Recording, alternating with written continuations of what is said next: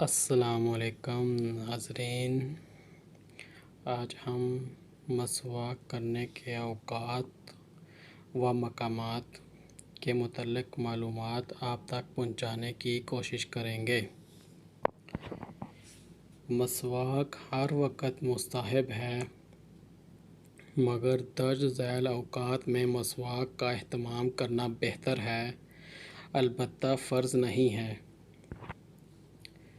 Number 1، جب رات کو نماز تہجد کے لیے اٹھیں تو مسواک کریں۔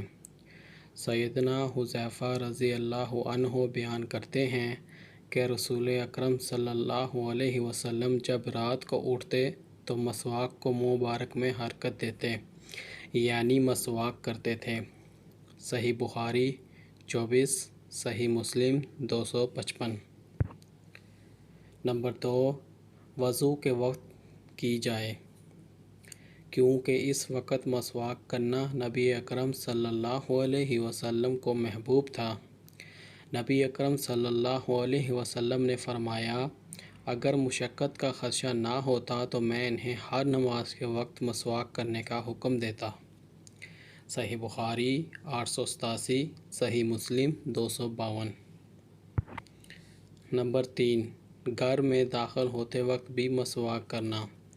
سیدنا مقدام بن شریح اپنے باپ سے بیان کرتے ہیں کہ میں نے سیدنا عائشہ رضی اللہ عنہا سے کہا، رسول اللہ صلی اللہ علیہ وسلم جب اپنے گھر میں داخل ہوتے تو کس چیز کے ساتھ ابتدا کرتے تھے؟